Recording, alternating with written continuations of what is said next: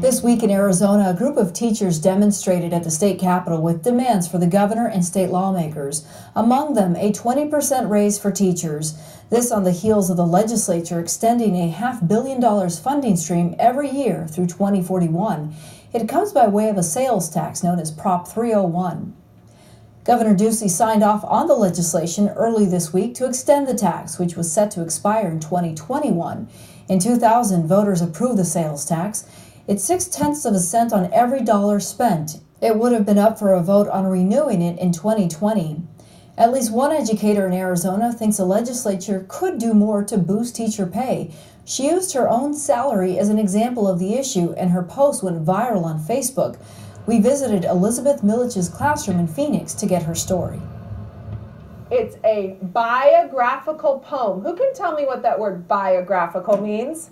For teaching second grade at Whispering Wind Academy, Elizabeth Milich earns $35,000 a year. And you are going to write a biographical poem about you. A district letter recently informed her about a 0.4% raise, or $131 extra a year, for completing professional development courses. The letter arrived the same day she paid out of pocket to resupply her class with Scotch tape. And so it was just kind of this perfect storm of like, this is why I'm Red for Ed. This is why teachers should be paid more and respected, because not only are we buying our own supplies, but our salary is laughable and our raises are laughable. And so I just not even thinking, just sort of snapped a picture of it and put it on Facebook, not thinking that it would have the effect that it has had. The post included an image of her pay and said without her husband's income, Milich couldn't afford to teach in Arizona. After deductions, she earns about $640 every 2 weeks. The pay stub went viral with hundreds of shares and comments, and it made headlines nationwide. I honestly could never have anticipated that it would have that type of response. But again, I think it really put a picture to the fact that teachers are underpaid. Her message garnered plenty of praise and then criticism. So much so, this teacher of nearly 10 years deleted the post. The best comment is, you knew what you were getting into when you went into this career, so you shouldn't be complaining. And I'm just thinking, that's crazy though, because yes, we don't go into teaching for the money.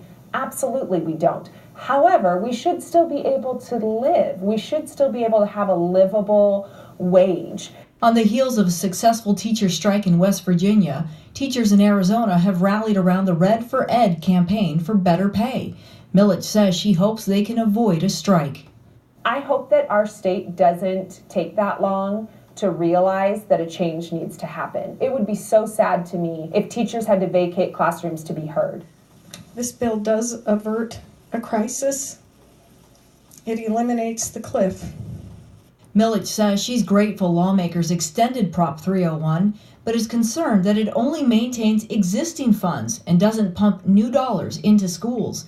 And she disputes a report from the Arizona Auditor General that the average salary for teachers rose more than 4% in a year, from $46,000 to $48,000. That is not a true statement. In terms of, I do not know any teachers that have received a 4.4% raise. While school boards determine teacher salaries, Milich is quick to defend her district, the Paradise Valley Unified School District. I feel very fortunate. I work for one of the best districts in Phoenix. And I think that's the thing also, it's not a district issue.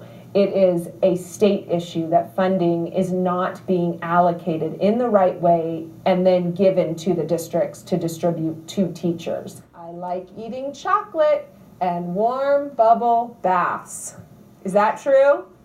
Yeah, that's gonna be a true story for me. If it means raising taxes, if it means legalizing marijuana and taxing it and allocating 80% of that money into education, whatever needs to be done, I am just hopeful that there's a solution. I'm not in politics, so I don't know what the solution is, but I know that 49 other states pay more for their teachers, so what are they doing that's different than this state?